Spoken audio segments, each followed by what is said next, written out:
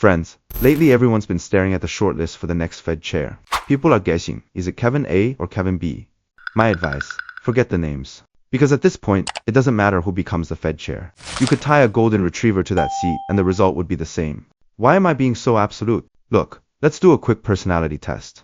Imagine you're a super rich trust fund baby. Your family owns mines, but lately you've been spending like crazy. You've maxed out your limitless Amex Black Card. How much do you owe? 38.6 trillion?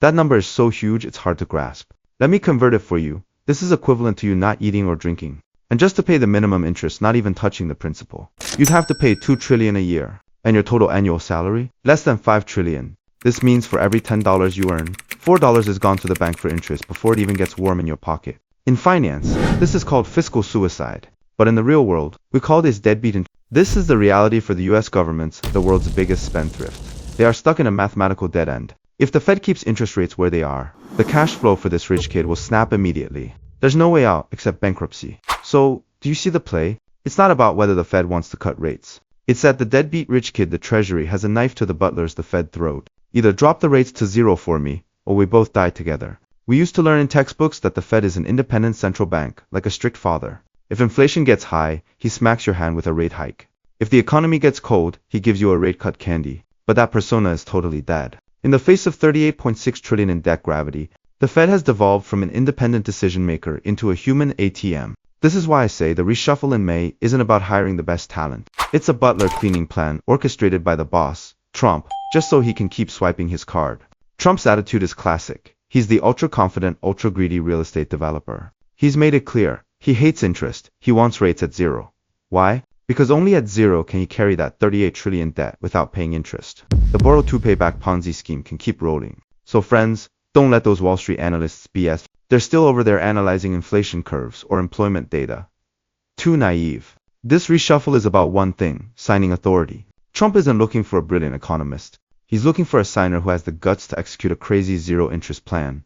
What does this mean? It's not just a rate cut. This is a targeted implosion of your savings. When a tidal wave of dollars is printed to fill that 38 trillion black hole, the cash you've worked so hard for will melt like an ice cube in the sun. It looks like it hasn't changed, but its value is already gone.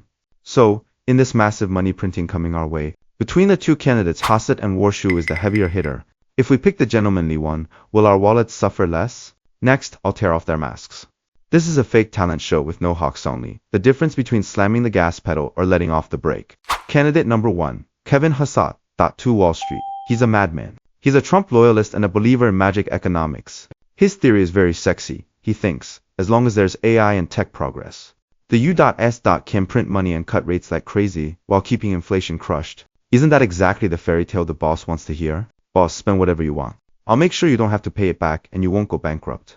Candidate number 2, Kevin Warsh. This guy looks like a gentleman. A former Fed governor, sharp suit, serious talk about credibility and controlling inflation. Wall Street's old money loves him. They think he's the only adult in the room who can tame the Trump Mustang. Is that really the case? Let me pour some cold water on you. In this interview, hawk and dove are just two different covers for the same script. Let's do a stress test. Imagine you're the gentleman Warsh. You have principles. You vow to protect the dollar.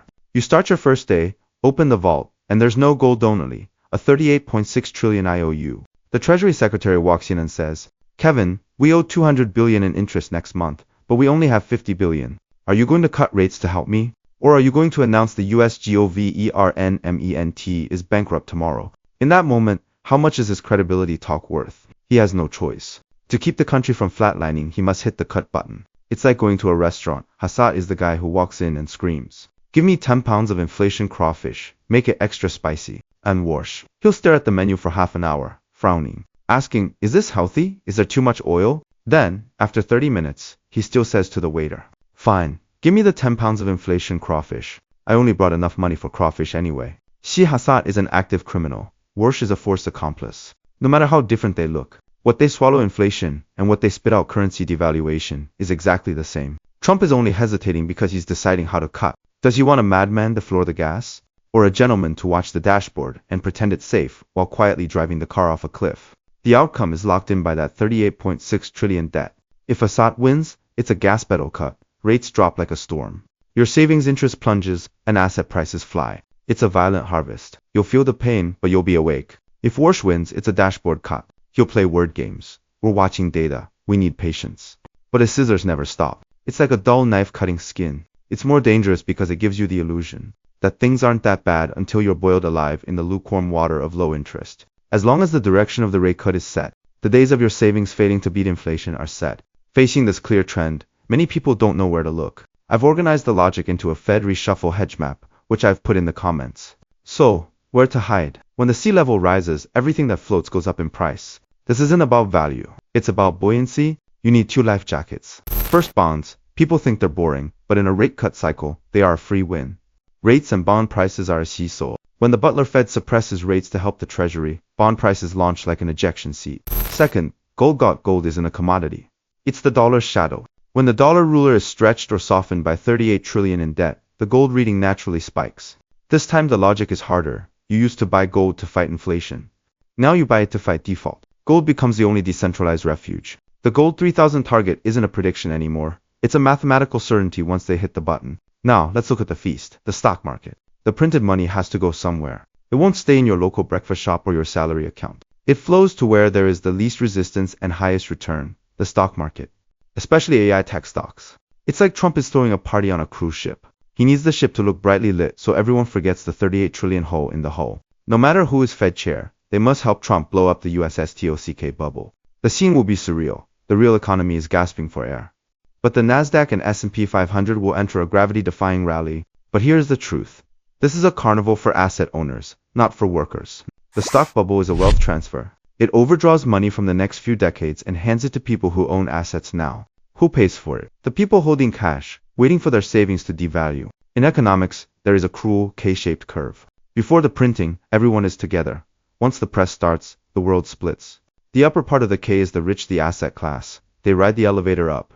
The lower part is the working class, the cash holders. Their wage growth never beats inflation. Their savings shrink. And their purchasing power sinks like a flooded basement. The US Treasury pays off the debt by printing money. He's free. So who lost? The people who saved money? This is the modern boiling frog. Trump and the Fed turn up the heat. And by the time you realize you can't afford anything, you're cooked. This isn't just a rate adjustment. It's a global wealth reshuffle in the name of saving the world. Only those who see the rules and climb onto the asset arc can avoid becoming the cost of this debt crisis. If you've been at the poker table for 30 minutes and don't know who the sucker is, it's you. Who is paying for that 38.6 trillion bill? Not the foreign central banks, not the Wall Street giants, it's you. Every ordinary person who holds cash and believes in saving. It's like a group dinner. The rich kid orders lobster and abalone, eats his fill. Then the waiter brings the bill. The rich kid points at you, sitting in the corner drinking plain water, and says, because of inflation, this guy will pay the bill today.